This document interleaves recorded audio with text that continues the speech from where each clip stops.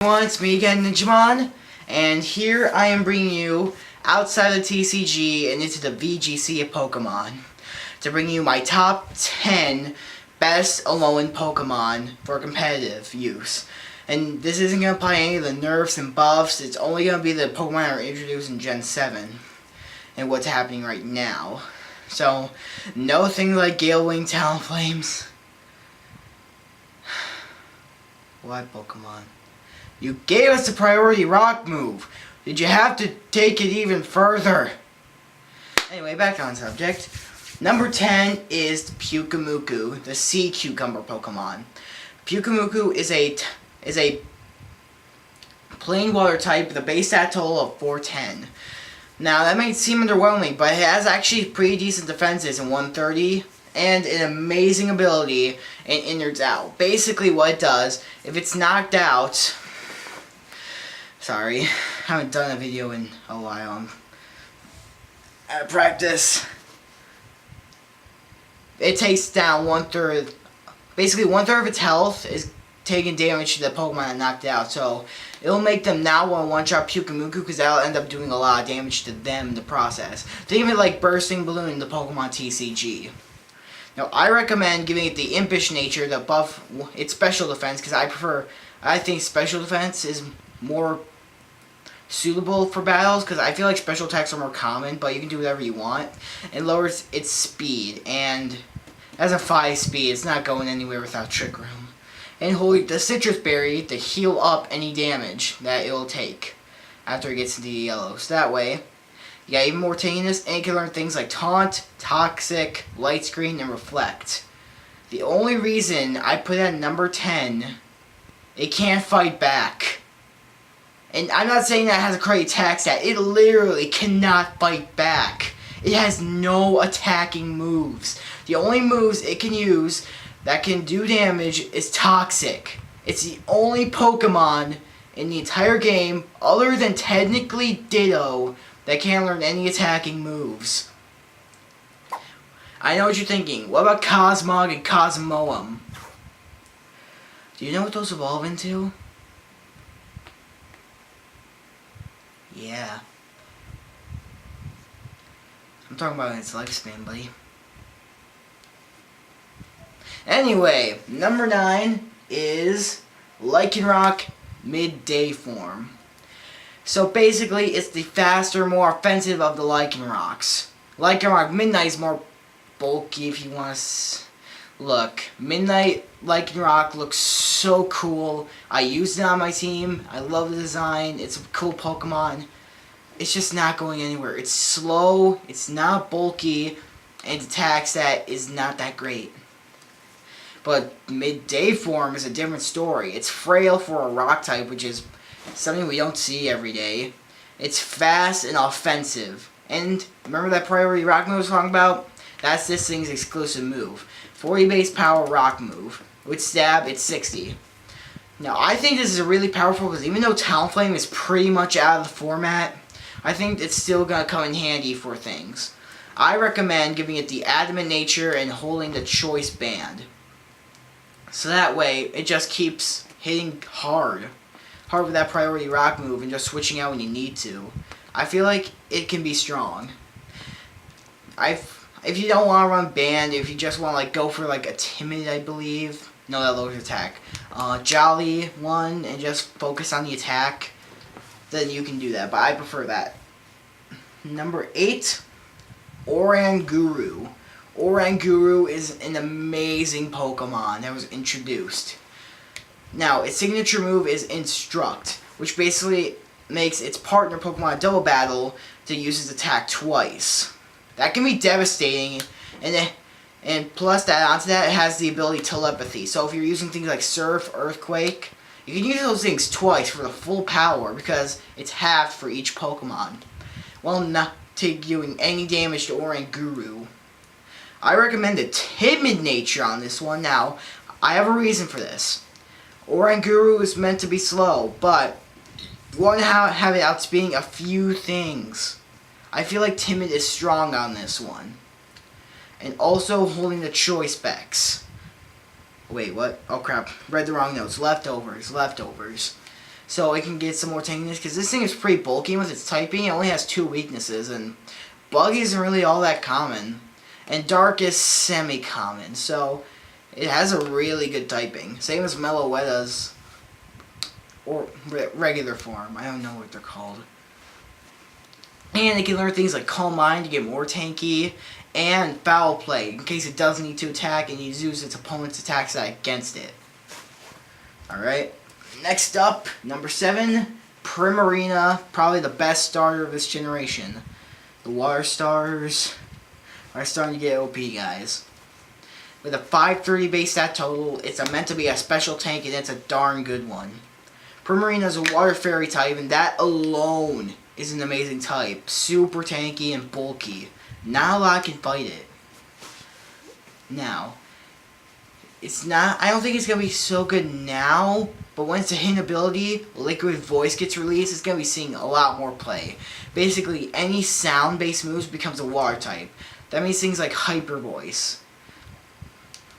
Meaning you have an attack that's pretty much as good as Surf, and you don't need a Pokemon with telepathy ability like Aura and Guru to not get damaged by it. Hyper Voice only hits your opponent. So that makes it really strong. And it gets access to things like Sparkling Area, which is a pretty decent move, but it heals the burn, which is definitely a bad thing in BGC because you want your opponent burned. Almost pronounced that wrong. And it also gets Psychic, Moonblast. It's a lot of things that it can do. Next up, number 6, Tisserina, the queen of this generation, or the waifu Pokemon of this generation, let's face it. Now, Tisserina is really, really strong. It's decently bulky and has amazing attack. I recommend Choice Scarf and Adamant on this one, because it has amazing stab move and Drop Kick, 90 base power, which I believe goes up to 135 with stab. And its speed is increased with the Choice Scarf, and it's actually a pretty slow Pokemon, so it would actually be really good to Scarf this thing. So if you want to give it the Jolly nature instead, I completely understand. And it can also learn other things. Hold on. Sorry, I lost my place. It can learn High Jump Kick, Aromatherapy, Rapid Spin, sorry, Acrobatics, Giga Drain, because even though it's not a special attacker, Giga Drain can be useful. Light Screen, Sunny Day, Giga Impact, Dazzling Gleam if you have to, U-Turn, that's a good one. Sorry, Tisserina I lost some on, so this probably isn't going to be the highlight of this video. Tisserina can be a strong Pokemon, and I do expect to see it in the BGC. Number 5 is the beast himself, Golisopod. Golisopod is a 530 base stat monster with 125 attack, 140 defense, 90 special defense. It's just a tank in all the right ways. Yeah, it's slow, but its signature move, First Impression, is a 90 base power bug type move, 135 with stab. I recommend.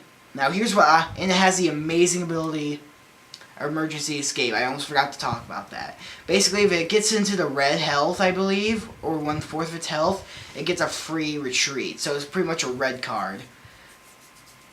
Or if it gets into the red, so it can get out pinch. I recommend the Choice Band and an Adamant nature.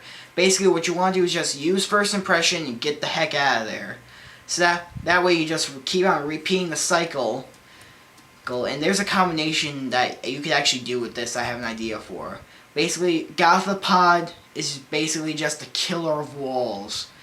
He has a powerful attack, a powerful signature move that always goes first, by the way. It's fake out except more powerful and doesn't flinch. A fair trade-off.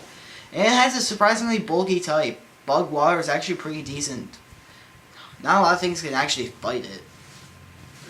Alright, number 4, Kunfei. I believe that's how it's pronounced. Kunfei is a great support Pokemon. Its ability allows all healing moves to have priority. Synthesis, Drain and Kiss, Giga Drain, and its signature move, Floral Gift. Floral Gift basically is Heal Pulse for your teammates only, which heals them half of their health, or if Grassy Terrain is out, it's gonna heal all the damage. Now, one thing I forgot to mention at the beginning, no Ultra Beasts and no Legendaries are gonna be on this list, because we don't know if they're gonna be banned or not. Obviously, the set Legendaries are gonna be banned, like the mascots. We don't do things like the Taboos and Ultra Beast. But if the Taboos are banned, one of the Taboo that gives out Grassy Terrain is gonna be a really good teammate, because it can just keep on attacking and attacking, while Comfey just heals it all the way every time with Floral Gift. It's amazing. I've actually used this combination before. It was absolutely monstrous. Comfey is also a really good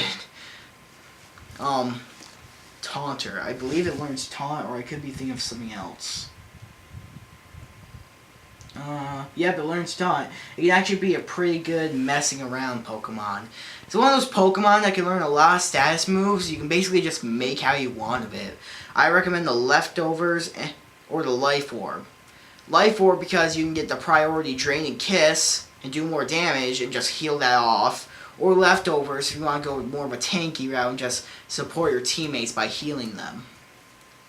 Next up, number 3, the fan favorite of this generation, Mimikyu. Mimikyu is just an amazing Pokemon in so many ways.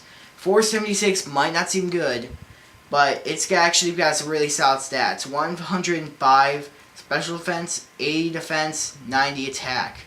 What I recommend to do is, I personally prefer a tanky Mimikyu. Give it the Impulse Nature and the red card. Teach it Taunt, Will-O-Wisp, Play Rough, and Shadow Sneak. Play Rough is pretty simple. It's just a really powerful fairy type attack.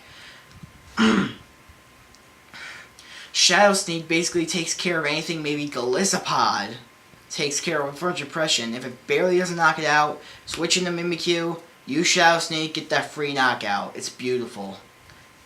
And Taunt and Will-O-Wisp also pretty self-explanatory. Will-O-Wisp just take down their attacker by burning them, and Taunt to eliminate their status guy from using his moves. And Mimikyu has the amazing ability of Disguise. It's basically a substitute, meaning that Mimikyu will always have one turn to do something. In the VGC, that is huge, because a lot of it is determined by one-hit knockouts. Mimikyu, unless you get lucky in a skill link and like get some critical hits off it, Mimikyu cannot be one-shotted. And I don't even think the moves that hit multiple times, I think the only one that's gonna really do anything against it is Rock Blast, because it resists Pin Missile and it can't be hit by normal type attacks. So that's definitely something. Mimikyu cannot be one shot in the VGC. It's huge. But if you want to go more of an offensive Mimikyu, get the Adamant Nature and the Life Orb. Play Rough, Shadow Claw, Shadow Sneak, and you always want to have a status move, so I would recommend Will-O-Wisp.